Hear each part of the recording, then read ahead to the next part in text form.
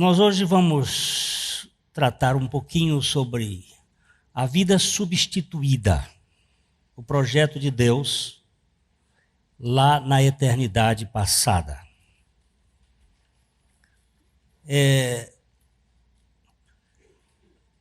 Nós temos que compreender, ou melhor, temos que saber para crer e crer para entender. Essa é a ordem bíblica. A gente precisa saber. Eu não posso crer sem saber. Mas depois de saber e crer, eu preciso entender. Jesus disse a Marta assim: não te hei dito que se creres, verás a glória de Deus? Mas para crer é preciso saber. Então, nós estamos usando aqui, eu não sei se é possível colocar Colossenses, capítulo 3, versículo 1, na versão atualizada aqui na nossa... Porque eu estou usando uma paráfrase nesse texto e eu quero fazer uma menção. Nós vamos, enquanto prepara aqui, nós vamos nos colocar diante do Senhor mais uma vez para orar.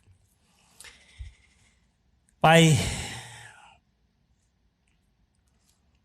só o Senhor é capaz de revelar o teu Filho a nós. E só o Filho é capaz de nos revelar a ti. E só o Espírito Santo é capaz de nos revelar a ti e ao Filho amado. E só o Senhor e o teu Filho querido podem revelar o Espírito Santo. E nesse instante nós estamos aqui na carência de sermos tocados por ti. Que tu nos fales pela tua palavra e pelo teu Espírito. E que quebres os nossos paradigmas velhos e nos dês a suficiência de Cristo. Em nome do Senhor. Amém. O texto que nós temos aqui, essa tradução diz assim: quando Cristo... Essa é a versão que eu queria atualizada. Essa é a minha versão. Que está aqui, a atualizada. Quando Cristo, que é a nossa vida, se manifestar, quando Cristo, que é a nossa vida, se manifestar, então vós também sereis manifestados com Ele em glória. Preste atenção, depois de a gente fazer alguns estudos, porque traduzir não é fácil. Os italianos dizem que traduzir é trair. Todas as vezes que você traduz, você comete erros, porque não existe numa outra língua um sentido exato daquilo que foi dito naquela língua. E é muito difícil a gente traduzir. Eu dou muito valor aos homens que se dedicam na tradução bíblica, porque não é fácil.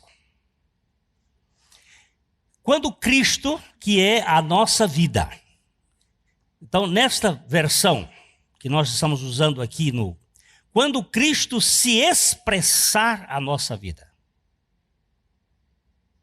Quando Cristo, que é a nossa vida, quando Cristo se expressar a nossa vida, então nós nos expressaremos vivendo com a sua própria vida em glória. Nós cantamos ainda há pouco um cântico que diz que eu quero ir para o céu, estou atrás do céu, e com Jesus para o céu irei. É certo isto, mas e aqui? Enquanto eu vivo aqui, não é só em Canaã, mas no deserto. O povo de Israel teve 3 momentos. Lá no Egito como escravo, no deserto como peregrino e em Canaã como habitantes da terra. Esses três movimentos representam a vida cristã no mundo, neste mundo e em Cristo na eternidade, ou como queira. Agora, como é que eu vou viver aqui agora, nesse dia 6 de fevereiro? Quando Cristo se expressar como a nossa vida, então nós nos expressaremos vivendo com a sua própria vida em glória aqui e agora. Os negros americanos compuseram muitos hinos lindos, mas hinos voltados para uma terra a ser alcançada. Quando atravessar o Deep River, o rio profundo, que estava separando os Estados Unidos do Canadá. Então, lá do outro lado, há uma terra prometida. Nós tivemos no Brasil um movimento da Letônia, onde os amados irmãos da Letônia vieram para cá, esperando uma nova Canaã, e fundaram a região de Varpa e Americana, uma colônia muito, muito importante. Nós sempre estamos olhando para o futuro, mas e o presente? E agora? Quando é que Cristo vai significar para mim hoje? Este é um assunto que visa olhar a vida substituída. Vamos ler então juntos esse texto, quando Cristo, vamos ler aqui nessa versão. Quando Cristo se expressar como a nossa vida, então nós expressaremos vivendo com a sua própria vida em glória. Agora, a pergunta é a seguinte: e por que ele não se expressa como a nossa vida?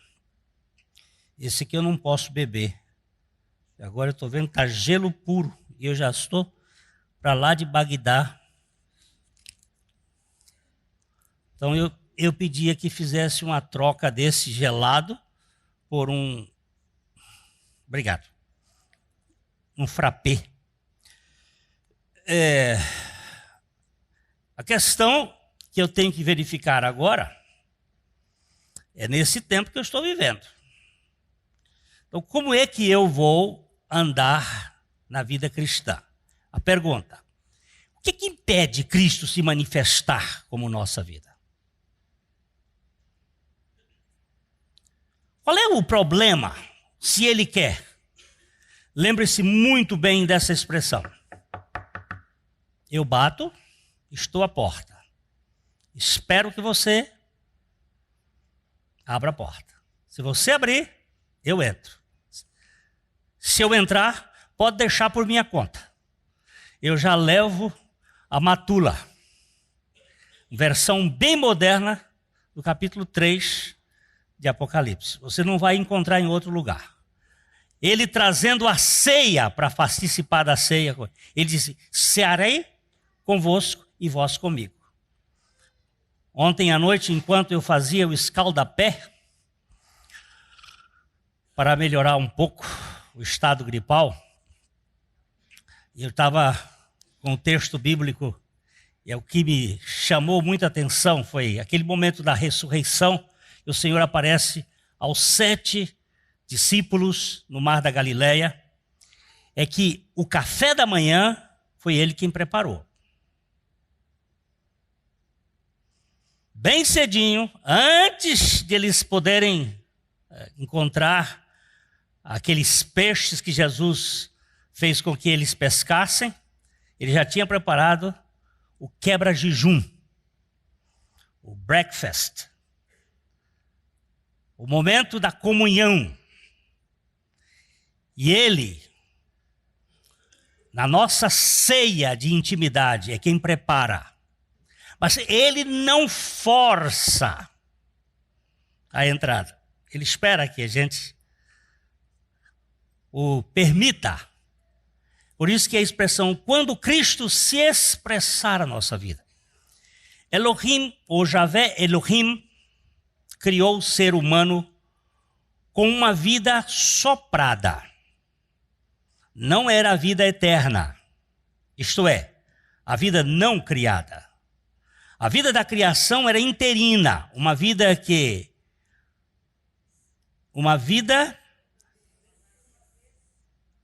que a árvore que tipifica a vida imortal, a vida eterna de Deus, encontrava-se como uma escolha, a árvore da vida. Deus colocou 2 árvores no meio do jardim, não foi? Uma árvore no meio do jardim, a árvore da vida. Outra árvore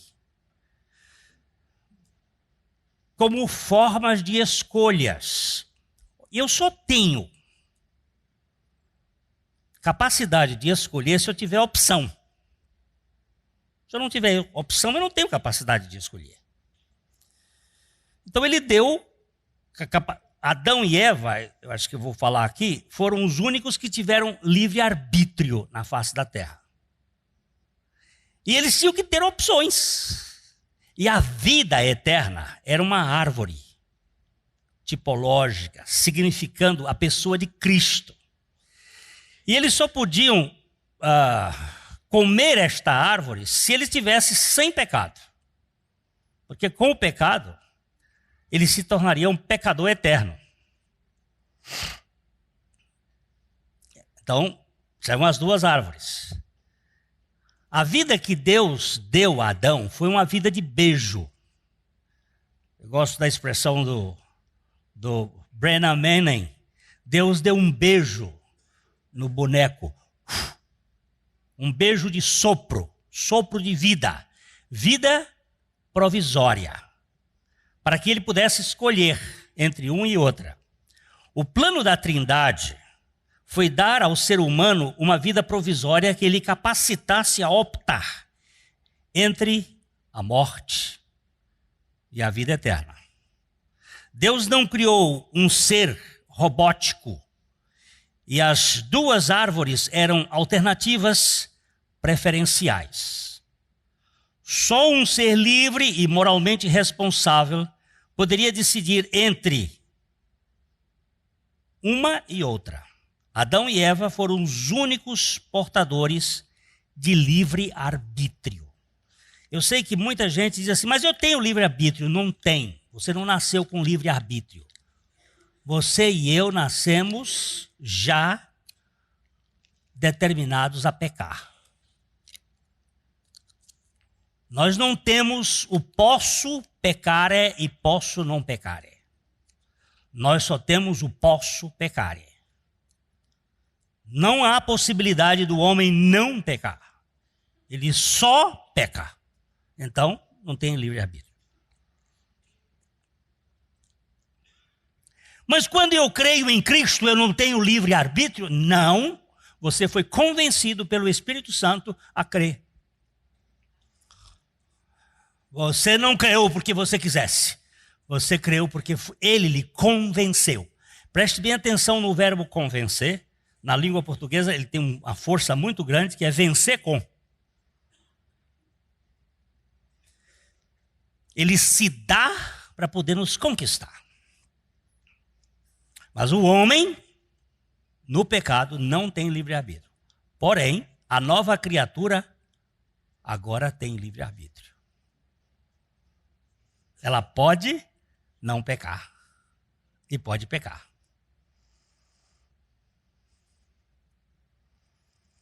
Uau, que bom. O Senhor falou com Adão de uma proibição explícita, mas nada disse a Eva sobre o assunto.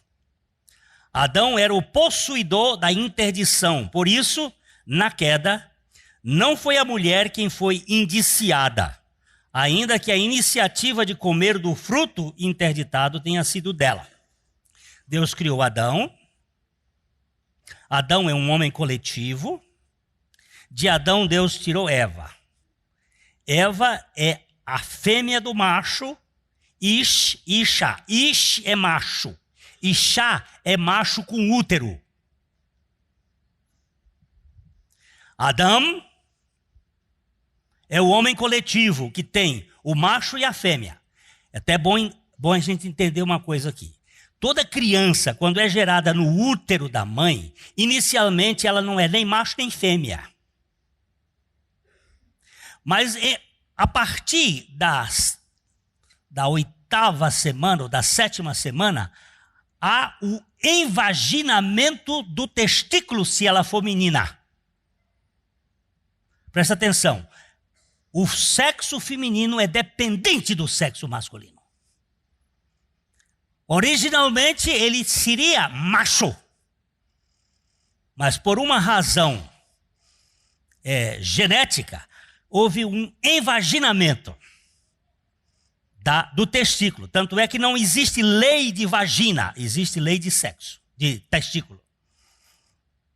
Isso vai estudar na medicina que vocês vão verificar isso aí. Mas, presta atenção, não significa superioridade do homem. Presta atenção, nem superioridade da mulher. Quando Deus conversou inicialmente, ele não conversou com a mulher, conversou com o homem. Isso para nós foi um grande privilégio. Sabe por quê? Ele já estava criando a opção da solução. Se ele tivesse dado o mesmo recado para Adão e Eva, nós estávamos ferrados eternamente. Mas ele só falou com Adão. Tanto é que o pecado é por Adão e não por Eva. Mas não foi ela que comeu primeiro? Foi. E por que ela não é responsável pelo pecado? Porque quem não recebe a ordem não desobedece. A desobediência é de quem recebe a ordem.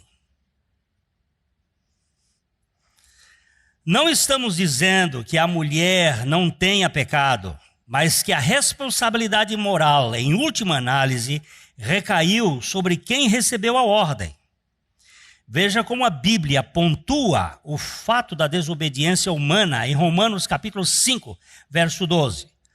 Portanto, assim como por um só homem entrou o pecado no mundo, e pelo pecado a morte, assim também a morte passou a todos os homens, porque todos pecaram. Preste atenção como a Bíblia diz, por um só homem. Depois Paulo vai dizer que esse homem é Adão. Um só homem entrou o pecado no mundo. O pecado não entrou pela mulher, entrou pelo homem. Contudo, não significa que a mulher não seja pecadora, já que toda mulher nasce de um homem. Mas não é ela quem transmite a pecaminosidade da raça humana. O pecado separa o ser humano do Criador. Uma das definições de pecado é autonomia. A raça humana, separada de Deus, pretende ser independente e presumivelmente autossuficiente. Somos uma espécie arrogante que tenta se bastar a si mesmo. Eu queria chamar a atenção aqui porque nós temos um conceito de pecado muito mais jurídico, de desobediência, do que um pecado de autossuficiência. Matar é pecado desde que este matar seja um processo de desobediência. Mas se esse matar for por ordem de Deus, ele não é pecado. E nós temos na Bíblia um fato assim, que o rei Saul recebeu uma ordem de Deus para matar os amalequitas. Amaleque é neto de Esaú. Quando tem câncer num corpo, os médicos matam todas as células. Se ficar uma célula, pode voltar o câncer e ele se prolifera. Do mesmo modo que o tecido social ou tecido físico acontece no tecido social. Amaleque é uma maldição na vida de Israel. Porque Saul não obedeceu a ordem de Deus de acabar com os amalequitas, eles permaneceram e no tempo do rei Assuero ou Xerxes da Pérsia, estava lá uma amalequita chamada Amã, Agagita, da descendência de Agag, rei dos amalequitas, trazendo problema para eles. Eu vou dar só essa informação. Quando Jesus disse perdoar 10.000 talentos, ele estava usando a conta de Amã, que Amã tinha pego 10.000 talentos de prata para acabar com os judeus. E Jesus está dizendo assim, agora vocês vão ter que perdoar os amalequitas. Porque se você não perdoar, se eu não perdoar, nós vamos apodrecer. Vamos adoecer. Mas a coisa é grande, Glênio. É grande, mas o perdão é maior. E é financiado pelo Todo-Poderoso. Então, você e eu precisamos ser guardados desse problema. Então, eu queria levantar a questão aqui do pecado mais como uma questão de autonomia, de autossuficiência, que nos faz... Aí ele pode vir até espiritualizado. Por exemplo, ao pregar aqui, se eu estiver fazendo essa pregação na base da minha autoconfiança, isso é pecado. Se eu for cantar um hino na base da minha exposição pessoal, isso é pecado. Se eu fizer uma oração para demonstrar a minha grandeza ou minha importância, isso é pecado. Qualquer coisa que não seja por fé é pecado. E fé é dependência de Deus e a sua palavra. Adão e Eva fundaram a religião. Os aventais de folhas de figueira foram as primeiras camuflagens para tentar esconder a realidade da desnudação humana. Queremos nos apresentar dignos diante do Criador e confeccionamos uma variedade de modelos de grife que aos nossos olhos nos deixam bem vistos. Uma das coisas que Jesus chamou a atenção foi da hipocrisia. O que é a hipocrisia? É aquilo que é por fora bonito, mas por dentro é podre. Aquele mausoléu, aquele sepulcro caiado, por fora está bonito. Eu aqui no Brasil eu não gosto de visitar cemitério não, mas lá fora, nos Estados Unidos, eu acho bonito aqueles cemitérios. São tão gramadinhos, tão bonitos, né? De vez em quando dá uma chegadinha lá para ver os que viajaram primeiro e olhar que... Mas está bonitinho, mas por fora é bonitinho. Por dentro é osso, é podridão. Então isto é o pecado principal de Adão. Ele botou uma folhinha e se escondeu no tecido da aparência. Eu tenho que dar uma para as pessoas de que eu sou melhor. A religião de Adão se esmera no desempenho. Ela enfatiza o exterior, a conduta, a aparência. Mas observe como Jesus a retrata em Mateus 23, 27. Ai de vós, escribas e fariseus hipócritas, porque sois semelhantes aos sepulcros caiados, que por fora se mostram belos, mas interiormente estão cheios de ossos de mortos e de toda imundícia. Todas as vezes que você e eu nos justificamos diante de uma acusação, por menor que seja, nós estamos usando justiça própria, que fede, que cheira mal.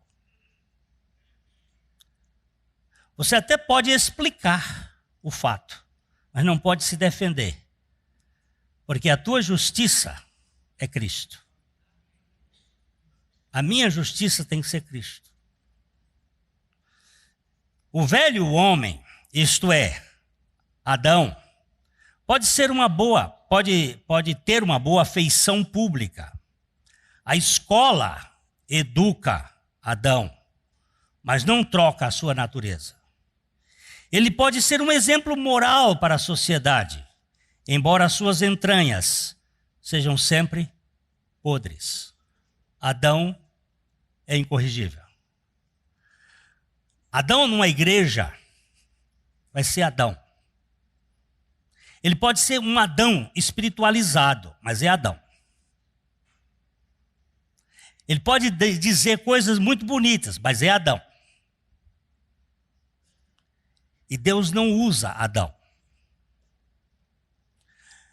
Pedro era Adão. E Jesus foi trabalhando com ele, Adão, Adão, Adão. Até quando ele disse assim, olha, quando tu te converteres, tu vais apacentar as minhas ovelhas.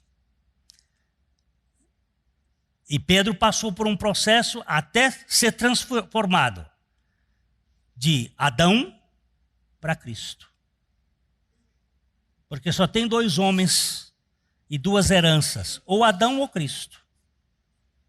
Se não tirar, é Adão. E Adão é fofoqueiro, é maledicente, é crítico, gosta muito de orar para ser visto, faz boas obras para receber reconhecimento. Não é só o lado feio de Adão, tem um lado bonito de Adão. Nós vamos chamar de o lado luminoso de Adão, não só o tenebroso. E tem que morrer, porque Adão não serve, Adão é Adão.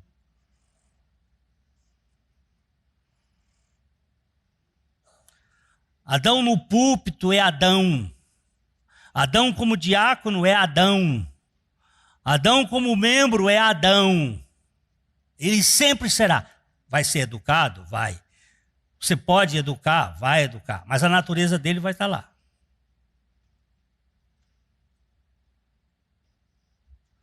Na primeira vez que puder, ele...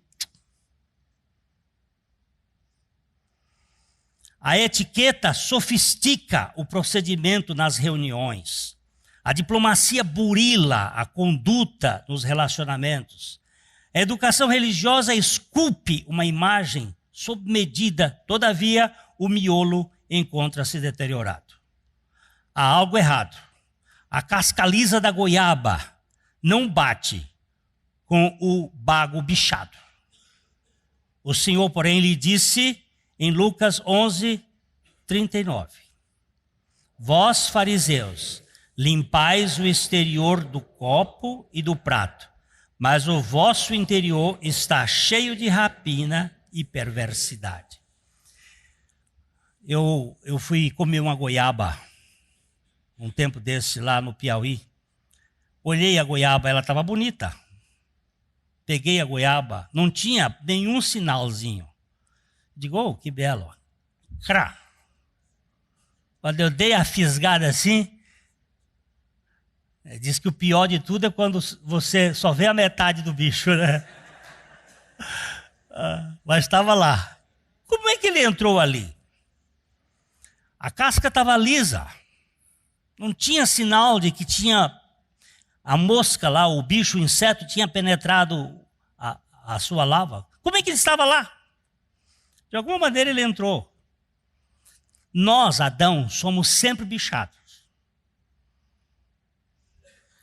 Por isso, maldito é o homem que confia em Adão. O homem aí é Adão. Esse homem aí não é outro, não, é o Adão mesmo. O plano de Deus visa a demissão do primeiro Adão, bem como a substituição pelo segundo homem. Aliás, para Deus, Adão tem que ser morto. Nada dele é aproveitável. Por isso mesmo, entre o primeiro homem criado e o segundo homem ressuscitado, é preciso a morte de todos, até o último membro da raça de Adão, isto é, Jesus na cruz. A linhagem de Adão foi esta. Caim, Abel morreu, Sete. De Sete houve cruzamento dos filhos de Caim com os filhos de Sete, deu uma confusão, mas a raça humana vem daí. Ô Glênio, mas os filhos de Caim, sobraram algum deles? Sobrou. Provavelmente a esposa de Cão era descendente de Caim. Todos os indícios bíblicos são estes. Daquele texto do capítulo 6 de Gênesis para o capítulo 7, 8, 9 de Gênesis, a ideia que está ali é de que nós temos um elemento caínico na raça humana. Mas tanto Caim quanto Sete têm a mesma origem. São podres. Nós somos uma raça de podres. E não tem jeito para nós. Pode ser educado. Pode ir para a igreja, pode ir para os cursos, pode ficar bem educado, bem informado, mas é Adão. Eu me lembro de um dia que um cidadão aqui em Londrina estava muito deprimido. Porque, segundo ele, um outro tinha passado ele para trás. Porque toda a história tem duas versões. Então, ele tinha, a versão dele era que o outro tinha passado ele para trás. E ele estava de vítima. E a esposa me pediu para fazer uma visita, e eu fui lá. Cheguei lá, ele estava borocochô, como todo sujeito naquele processo, fica deprimido. Tal. Aí começamos a conversar e ele começou a dizer, mas eu sou. Eu disse, vamos imaginar, capitão, aqui, uma ideia.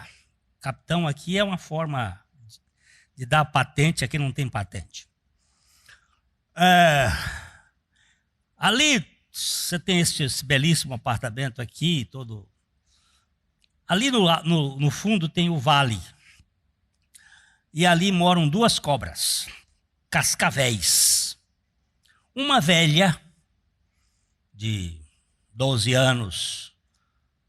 Dizem que quando tem 12 guizos, significa que ela tem 12 anos. Não é verdade. Essa conversa aqui inventa.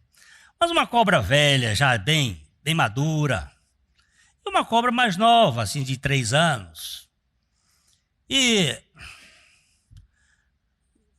ele está em sua casa, eu contei agora, entra no clima aqui. Entra no clima e vamos conversar aqui, fazendo a figura. Você está na sua casa aqui, toca a campainha. Você diz assim, puxa vida, como é que está tocando a minha campainha aqui? Não tocou a campainha, o porteiro não falou. Mas ele vai lá na frente, abre a porta, olha, não tem ninguém, baixa os olhos, 2 cobras. Aí a cobra velha diz assim, olha, seu fulano, eu vim aqui pedir para o senhor que eu quero morar na sua casa. Eu sou uma cobra já idosa, já estou na idade de ouro, no tempo, na boa idade. Uma das coisas mais ridículas que inventaram essa história de boa idade para velho. Boa idade. É consolação de criança, melhor idade, né?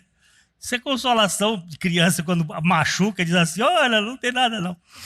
Aí, mas imagina que ela chega ali e diz, eu sou uma cobra, nunca mordi uma pessoa, só como rato, nunca piquei uma pessoa.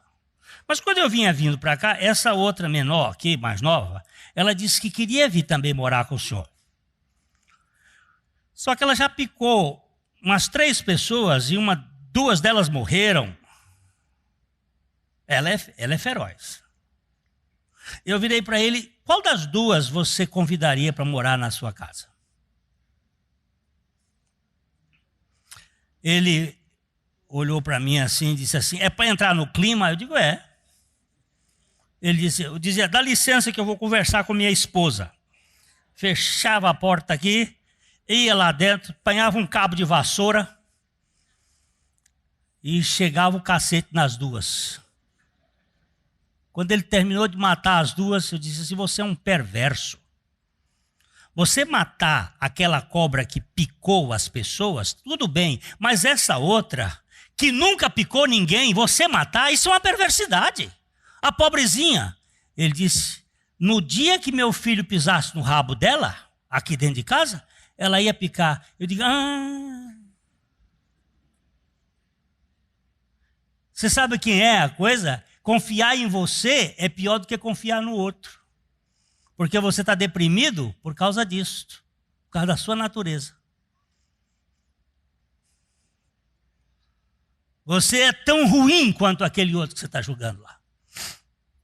Glênio, você está muito pesado. Eu digo, não, é isso aqui. Sou eu e você, mesmo passo. Não escapa. Adão não presta. O verbo encarnado é a carta... No dia eu estou?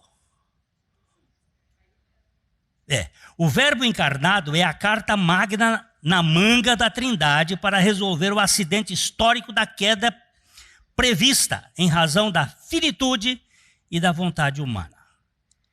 É o mistério oculto antes dos tempos para solucionar a tragédia desde o início da história humana. Deixa eu só rapidinho dizer aqui. Quando Deus criou o homem, ele sabia que o homem ia pecar? Sabia. E por que ele criou? Porque ele quis.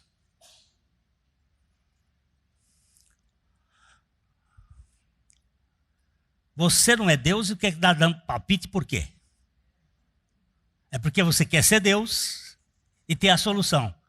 Se Deus criasse qualquer coisa e puser uma vontade nesta caixa aqui, essa caixa pode não querer ser mais essa caixa e querer ser esse piano. Desde que tiver vontade e ser finito, se for finito e tiver vontade, vai querer ser o que não é. Isso estava dentro do plano. Mas Deus já tinha uma carta na manga. Na hora que surgir, se surgir, vou resolver a questão.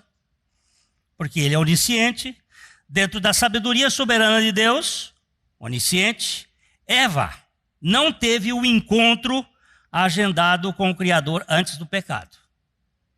Ela não foi informada por ele sobre as árvores e as suas consequências. Quando o casal caiu na desobediência, a culpa da mulher tinha atenuante. O dolo recai sobre o marido e a mulher ficou com a chance de ser usada pelo Criador como vaso para a encarnação do Verbo divino. Deus já botou a mulher de lado de fora, não contou para ela, porque na hora que acontecesse, disse assim, eu vou usar esse aqui.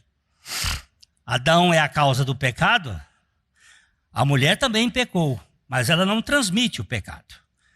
Jesus é o descendente da mulher fecundada pelo esperma de Deus.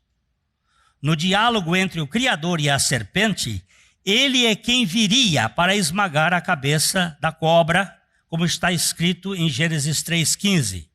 Porém, inimizade entre ti e a mulher, entre a tua descendência e o seu descendente. Este te ferirá a cabeça e tu lhe ferirás o calcanhar. Esse texto, você só fazendo uma análise sintática, resolve perfeitamente.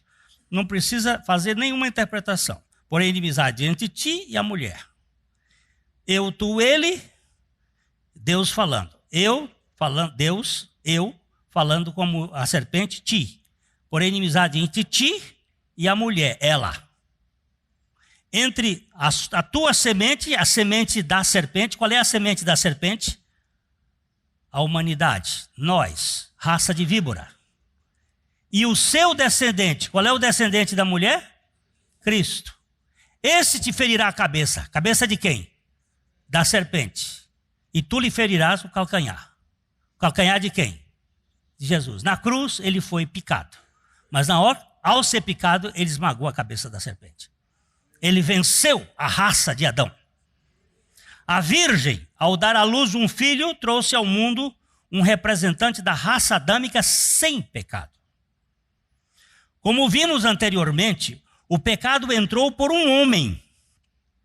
Isso não quer dizer que as mulheres descendentes de Adão e Eva não sejam pecadoras, mas que o pecado e a morte foram e são transmitidos pelo espermatozoide e não pelo óvulo. Não se trata de superioridade da mulher, mas da providência de Deus. Na providência de Deus, ele já previu usar uma mulher. Vou dizer uma coisa. Só 3 pessoas nasceram sem pecado neste mundo. Foram gerados sem pecados nesse mundo. Ou foram colocados neste mundo sem pecado. Adão, Eva e Jesus Cristo. Maria não é sem pecado.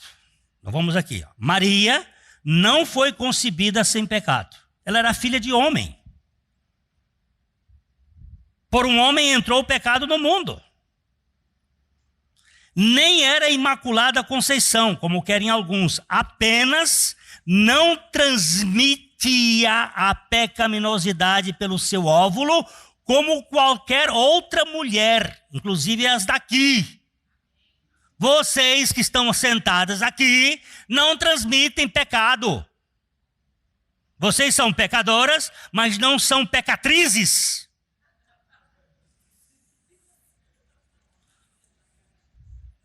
Vocês não transmitem pecado.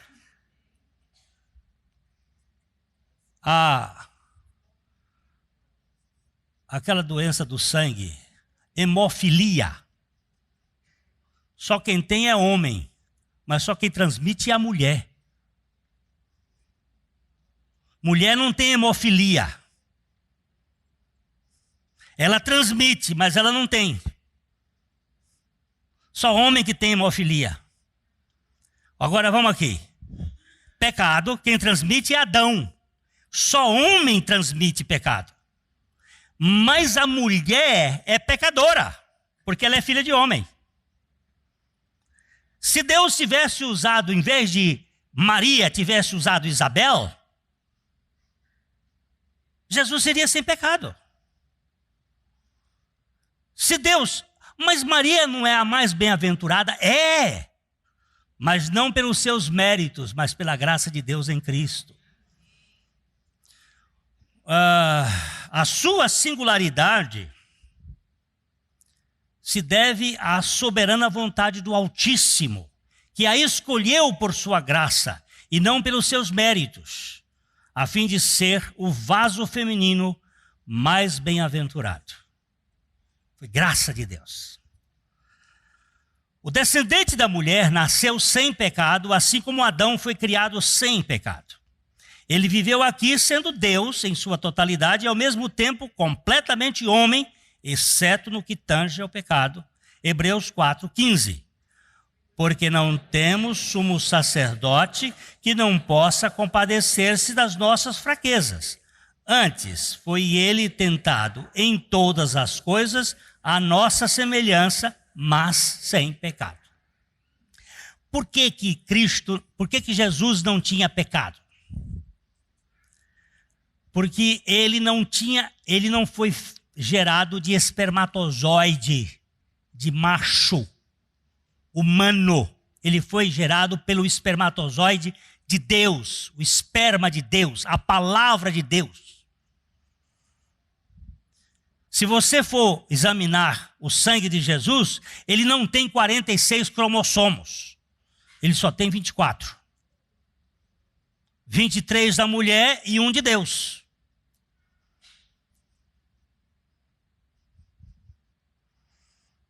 Adão tinha 23 cromossomos. Eva tinha 23 cromossomos. Caim tinha 46 cromossomos. Escutou?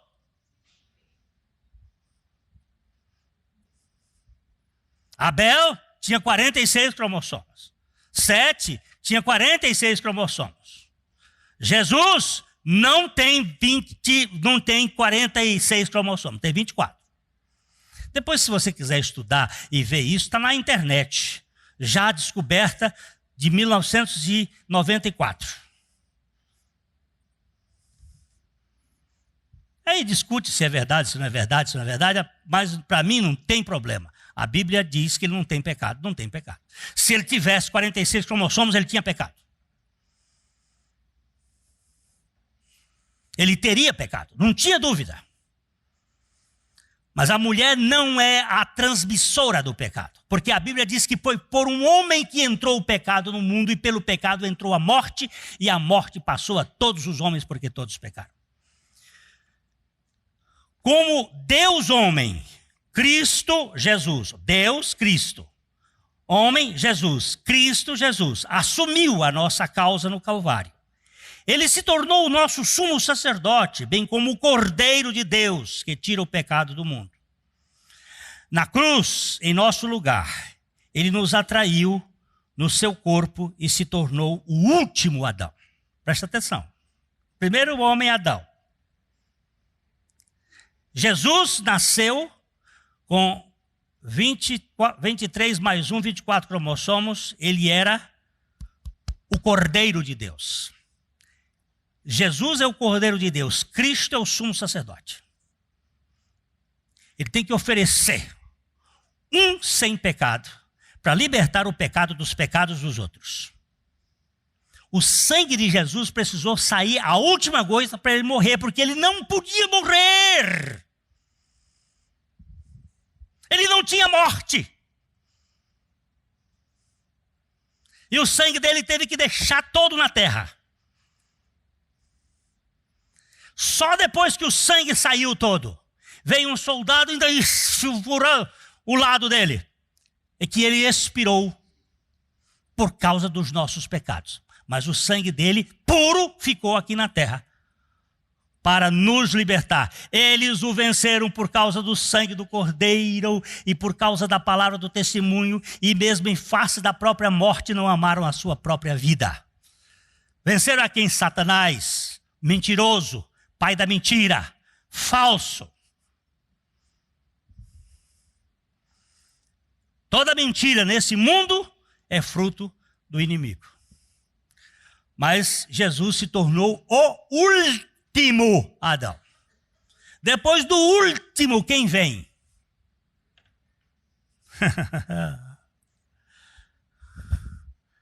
Na fila.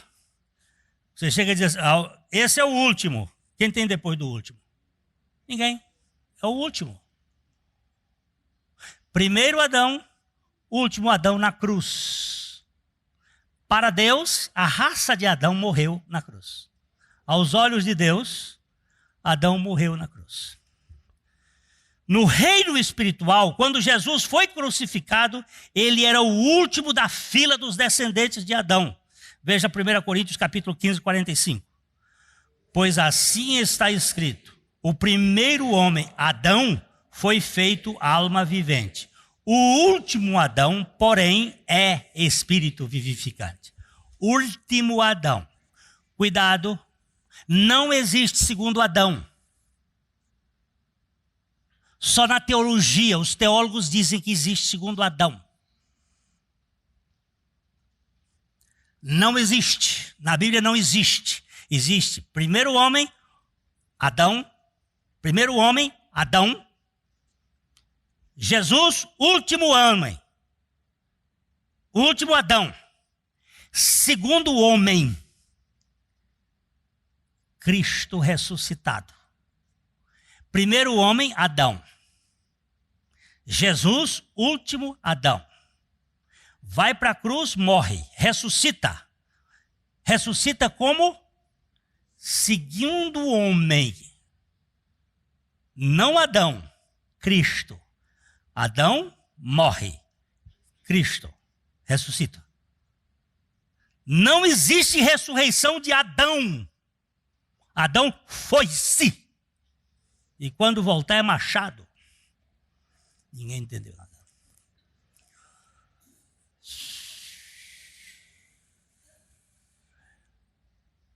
Jesus se encarnou sem pecado, na raça de Adão pelo nascimento virginal, mas ele incorporou a raça de Adão com todo o seu pecado em sua morte sobre o madeiro. Lá na cruz, Jesus era o representante federal da raça adâmica, sendo, portanto, aos olhos de Deus, o último membro da espécie humana. Neste caso, o seu sacrifício foi único e universal, englobando todo aquele que receber os benefícios de sua morte e ressurreição. Por favor, queridos, saber para crer, para entender. Saber é o primeiro passo. Mas entre o saber e o crer,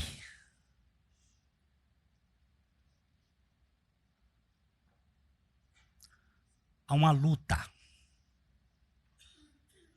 Porque eu quero entender antes de crer.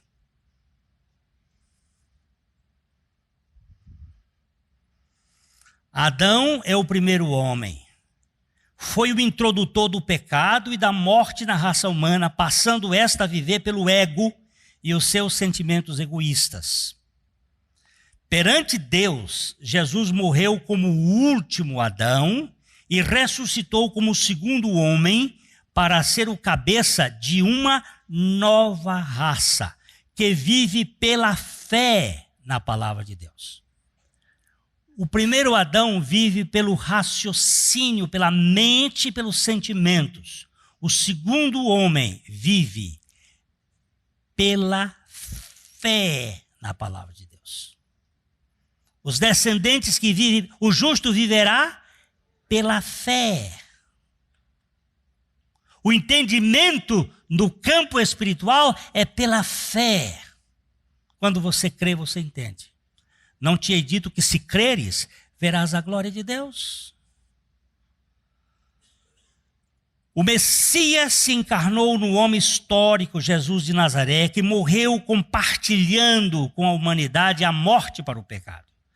Jesus, ressuscitado dentre os mortos, concede a vida eterna a todos. Depois, não Jesus. Depois, ressuscitado dentre os mortos, concede a vida eterna a todos os que nele crerem. A obra planejada pela Trindade é de substituição de vida. Desde que Adão se tornou a matriz do pecado não é Eva, é Adão.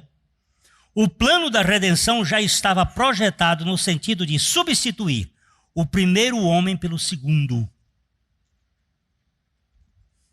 Você vai sair e vai entrar o outro. Você vê que no governo brasileiro saiu um, entrou o outro, mas ficou a mesma coisa. Porque não saiu. Tiraram Adão, puseram Eva. A salvação de Deus não implica numa transformação evolutiva de Adão. O velho Adão é imprestável, até mesmo nos seus préstimos. A bondade humana encontra-se contaminada pelo egoísmo. Tudo o que pertence a Adão tem que ser crucificado. Nada de Adão serve. Você vê por que uma mãe, por exemplo, diz assim, ela tem um filho, o filho da desobediência, por uma certa idade, ela diz assim, eu te carreguei 9 meses na barriga. E ele pergunta, e eu pedi para vir o mundo? São 2 Adões brigando. Ele não veio porque quis, foi você que quis.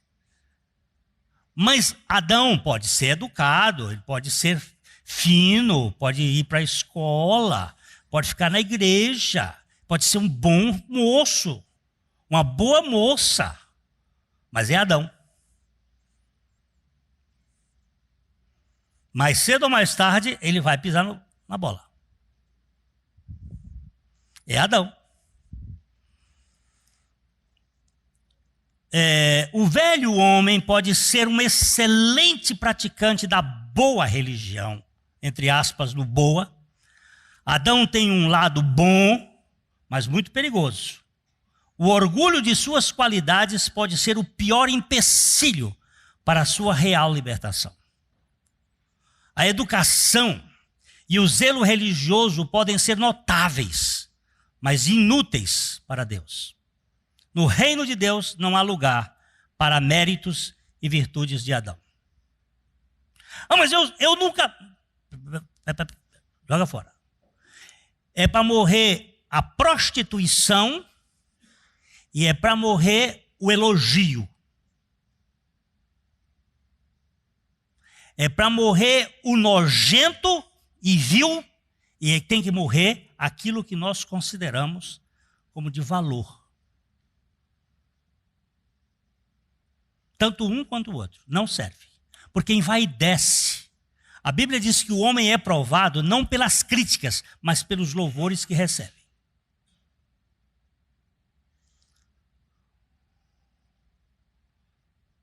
Eu tenho que morrer. Para Glênio, tanto o meu lado sórdido, como o meu lado virtuoso.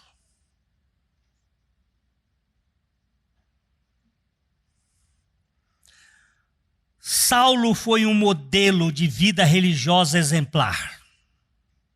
Foi um cidadão de estirpe judaica da melhor qualidade possível, contudo precisava morrer. Deus não aproveita nada de Adão. O pai não poderia usar Saulo sem convertê-lo em Paulo através da cruz de Cristo. Saulo chega a dizer assim: quanto à justiça da lei, eu era irrepreensível. Presta atenção, uma pessoa dizer um negócio desse. Eu era irrepreensível.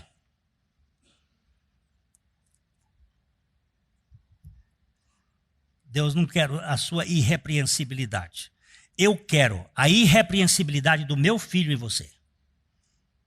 Eu tenho que trocar, porque você vai se orgulhar desta irrepreensibilidade.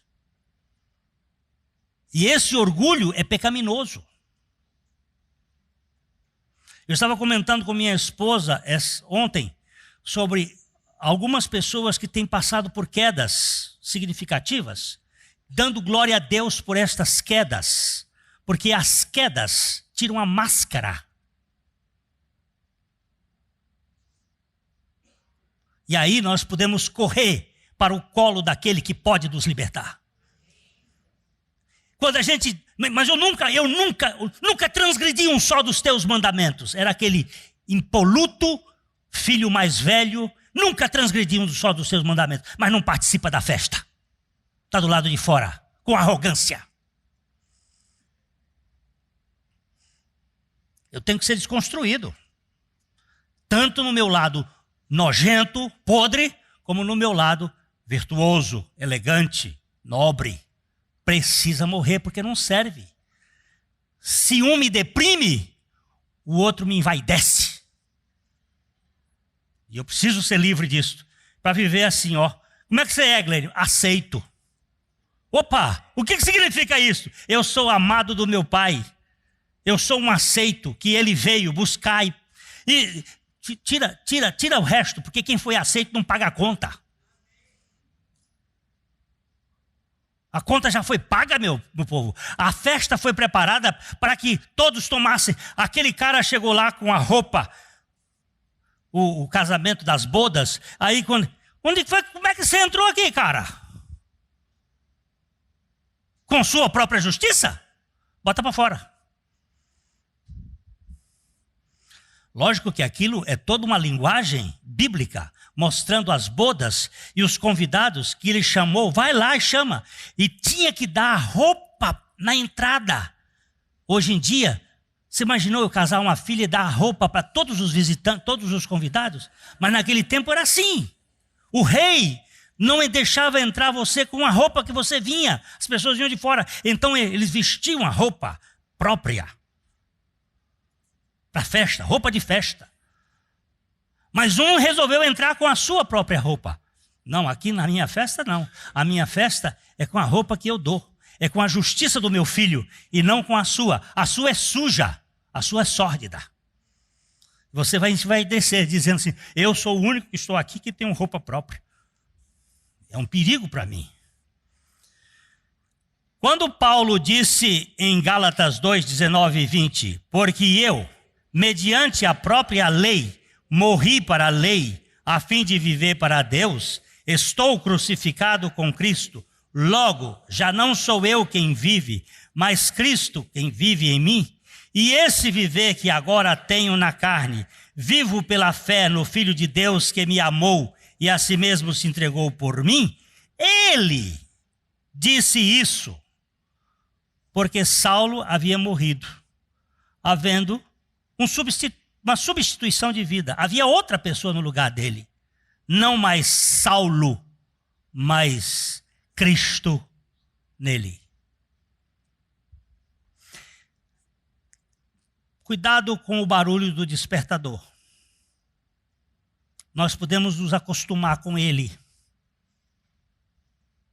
e depois não fazer mais sentido. Eu me lembro de uma pessoa que me contou uma história que ele primeiro tinha um despertador que despertava a hora que ele precisava se levantar. Mas aí ele dizia, vou ficar mais 5 minutos. Mais 5 minutos, dormia. E aí quando acordava, estava em cima. Aí botou outro despertador, 5 minutos depois. Então despertava às 6, agora às 6:05. 6 e 6:05. Aí ele acordava às 6:05 outra vez, aí dizia assim, mas eu podia ficar mais um pouquinho. E ele estava com 3 despertadores, às 6:10. Então despertava às 6, às 6:05 e às 6:10. Cuidado que o barulho do despertador depois chega um dia que não faz mais efeito. E ele perdeu um dia, a hora de chegar no trabalho. Quando ele acordou, em vez de ser 6, eram 8.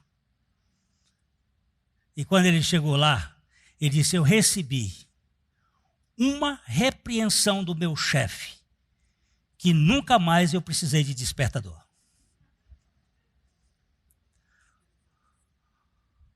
Acabou, despertador, agora 6 horas, não preciso mais de despertador, já levanto. Eu ia perder, mas você não vai perder nenhuma glória. Você vai perder aquilo que há de mais importante, a comunhão com aquele que te ama. Nesse mundo é só troca, mas ele não quer você na base de medo, nem de interesse, nem de dever. Ele só quer você por amor. E esse amor é que vai fazer dizer assim, eu te quero. Eu quero ficar contigo, porque tu me queres. A morte do velho homem com Cristo não significa apenas a morte daquele lado tenebroso de sua história. O velho Adão tem um lado sombrio, mas também tem um lado luminoso. Tanto um como o outro precisam morrer. Deus não patrocina coisa alguma que esteja contaminada com a vaidade ou a vanglória. O ego é astuto, muito mais astuto do que supomos. Ora, ele se manifesta com modéstia, notabilizando-se nas entrelinhas, com seus feitos aparentemente abnegados. Ora, se infiltra pelos camarins do anonimato teatralizado, tentando receber com sutileza alguns dividendos. Ora, se veste de um brilho santificado e voltado para a glória de Deus, embora de fato esteja requerendo só o reconhecimento e os aplausos da plateia. Eu tenho visto meu ego fazer coisa. Às vezes ele aparece humilde, dócil. Está morto. Você foi crucificado.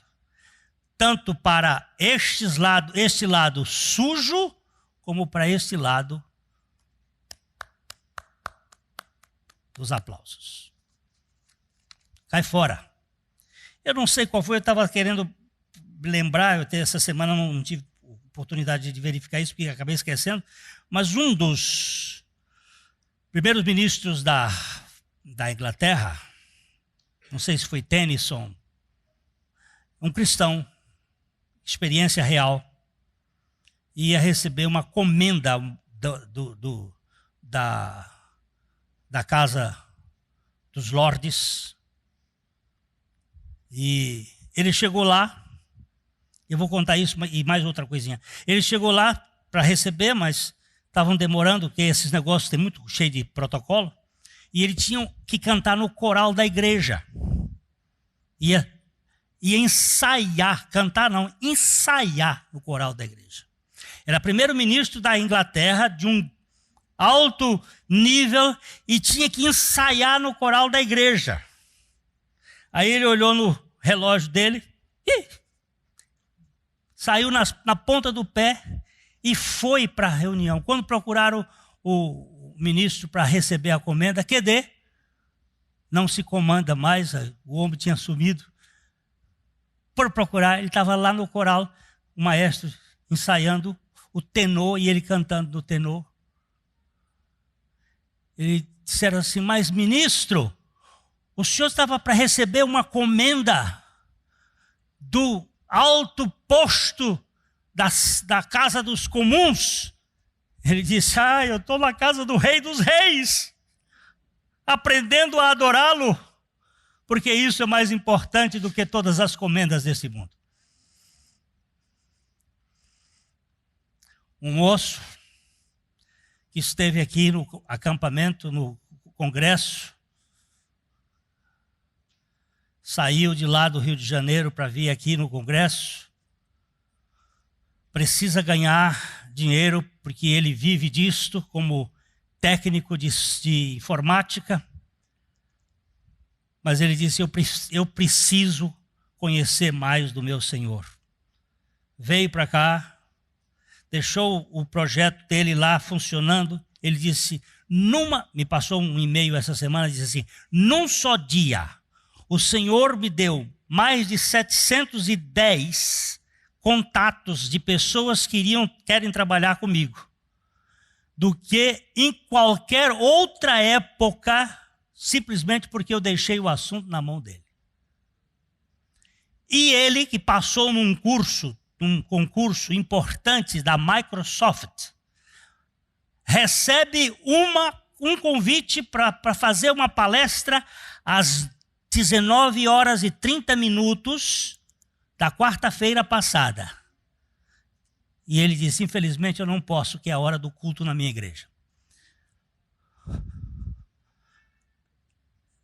Eu queria ver uma turma assim hoje. Meu Deus, o que é isto? Ego é astuto. O novo nascimento não denota qualquer evolução de Adão. Não se trata de melhorar a raça adâmica, pois tudo que que procede de Adão encontra-se poluído de orgulho, ostentação, ciúme, inveja e tantos outros sentimentos dissimulados, tentando disfarçar humildade, afeto, santidade, sob uma vida espiritual louvável. Por isso, não há opção. A vida cristã é tão somente vida substituída. Em lugar da vida de Adão, a vida de Cristo. O meu sogro contava de um boxer muito conhecido lá no Rio de Janeiro, nos tempos. Era um lutador de boxe muito valente. E um dia, Deus transformou aquele homem. E ele, ao descer do bonde, lá no Rio, uma ocasião, tropeçou em alguém, a pessoa desceu e ficou brava, e foi e deu-lhe um soco, e ele caiu. E quando ele se levantou, alguém disse assim: puxa, ele vai esmagar a pessoa. E ele saiu e foi embora. Aí perguntaram para ele: Adão, por que você não reagiu? Ele disse: porque Adão morreu. Agora é Cristo que vive em mim. Adão morreu.